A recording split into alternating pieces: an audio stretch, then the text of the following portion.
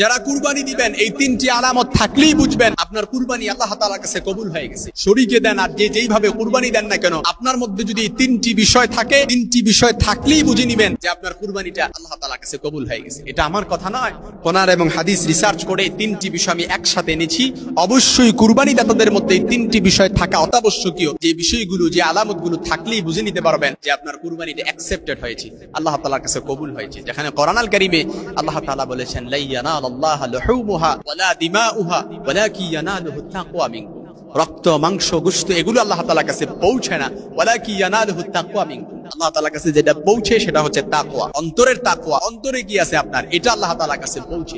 এমনই কি নবীজি সাল্লাল্লাহু আলাইহি সাল্লামের হাদিস, তিরমিজির বর্ণনা হাদিস এসেছে 1493 নম্বর হাদিস। আল্লাহর হাবিব সাল্লাল্লাহু আলাইহি সাল্লাম বলেন, ওয়া ইন্নাহা লাতাতি ইয়াউমাল কিয়ামা বিকুরুনিহা ওয়া শাআরিহা ওয়া আগলাফিহা। কিয়ামতের ময়দানে কুরবানির জানোয়ার আল্লাহ তাআলার দরবারে হাজির হবে। যিনি কুরবানি দিয়েছেন ওই কুরবানি দাতার পক্ষে সাক্ষী দেওয়ার জন্য। কুরবানির জানোয়ারের শিং, রক্ত, পশম, গোশত, খুর আল্লাহ তাআলার দরবারে হাজির হবে শুধুমাত্র কুরবানি দাতার পক্ষে সাক্ষী হওয়ার জন্য। এজন্য মহান ইবাদত, মহান কর্মপদ্ধতিরই আমরা অনেকেই টাকা দিয়ে কুরবানির পশু কিনে তারপর কুরবানি করার মাধ্যমে মহান ইবাদতটি সম্পাদন করব। এজন্য তিনটি আলামতের প্রথম আলামত, প্রথম বিষয় যেটা যদি থাকে তাহলে বুঝে নিবেন আপনার কুরবানি কবুল। সেটা হচ্ছে নিয়তের বিশুদ্ধতা। নিয়তের বিশুদ্ধতার ব্যাপারে ইমাম বুখারী রাহমাতুল্লাহ সহিহ বুখারীতে একই হাদিস 7টি জায়গায় বর্ণনা করেছেন এবং ইমাম শাফি রাহমাতুল্লাহ, ইমাম আহমদ ইবনে হাম্বল রাহমাতুল্লাহ নিয়তের ব্যাপারে অর্থাৎ নিয়তকে দিনের অর্ধেক বলেছেন। যদি কারো নিয়ত থাকে তাহলে বুঝে নিবেন যে আমলটা কবুল হওয়ার জন্য এটা আল্লাহ তাআলার কাছে একেবারে অ্যাকসেপ্টেড হয়ে যায়। এজন্য মনে রাখবেন ইমাম বুখারী রাহমাতুল্লাহ সহিহ বুখারীর প্রথম হাদিসটিও নিয়তের ব্যাপারে এনেছেন, ইন্নামাল আমালু বিন্নিয়াত, বেসড অন ইউর ইনটেনশন। নিয়তে নির্ভর করে আপনার আমলটা কবুল হবে কি না হবে।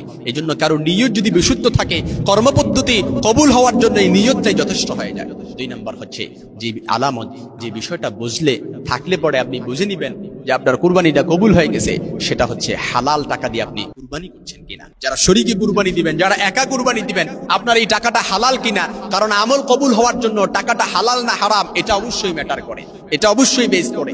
এজন্য যারা শরীকে কুরবানি দিচ্ছেন তাদেরকে জিজ্ঞেস করে নিবেন যে আপনার টাকাটা হালাল না হারাম। হালাল টাকা দিয়ে হলে কুরবানি দেন, হারাম হলে কুরবানি দিয়েন না। কারণ টাকা হালাল হওয়ার জন্য, কুরবানি কবুল হওয়ার জন্য এটা যথেষ্ট। এজন্য মনে রাখবেন আপনি হালাল না হারাম টাকা দিয়ে কুরবানি দিচ্ছেন, এই কুরবানি কবুল হওয়ার জন্য আলামত হিসেবে এটাই যথেষ্ট যে টাকাটা হালাল না হারাম। 3 নাম্বার হচ্ছে আপনি কুরবানি কার জন্য দিচ্ছেন, রিয়ামুক্ত কুরবানি দিচ্ছেন কিনা, নাকি লোক দেখানোর জন্য কুরবানি দিচ্ছেন। বড় একটা পশু কিনে আনলেন, এই পশুটা ছোট না বড় এটা ম্যাটার করে। এটা আপনার কাছে আত্মসম্মান বোধের জন্য, এটা আপনার কাছে গায়ে লেগে যায় যে কুরবানি ছোট আনলে, কুরবানির পশুটা যদি ছোট আনে তাহলে লোকে কি বলবে। একটা বড় সড়ো দেখে কুরবানির পশু কিনতে হবে। মনে রাখবেন এই নিয়ত করে আপনি যদি কুরবানি পশু কিনেন তাহলে কুরবানিটা কবুল হবে না। অবশ্যই মনে রাখবেন রিয়ামুক্ত আল্লাহর সন্তুষ্টি অর্জনের জন্য কুরবানির পশুটা কিনতে হবে। যেখানে আল্লাহ তাআলা বলেছেন ফাসাল্লি লিরাব্বিকা ওয়ানহার, আগে নামাজ আদায়ের মাধ্যমে আল্লাহর সন্তুষ্টি অর্জন করো, ওয়ানহার তারপরে কুরবানি করো। এজন্য মনে রাখবেন নামাজ আদায়ের মাধ্যমে যেন বলা হচ্ছে আল্লাহর সন্তুষ্টি অর্জনের পর আত্মনিবেদিত হও, তারপর আত্মনিবেদনের জন্য তারপর নিদর্শন স্বরূপ কুরবানি করো। ওয়া মান ইউআযযিম শাআইরিল্লাহি ফাইন্নাহা মিন তাকওয়াল কুলুব। অর্থাৎ যে কুরবানি করেন এটা অন্তর থেকে আসে, এই সম্মান প্রদর্শন, এই মর্যাদা এটা অন্তর থেকে আসে। ফাইন্নাহা মিন তাকওয়াল কুলুব। এজন্য যারা কুরবানি দিবেন অবশ্যই মনে রাখবেন এই 3টি আলামত যদি কুরবানির মধ্যে পাওয়া যায় তাহলে আপনার কুরবানিটা কবুল হয়ে যাবে।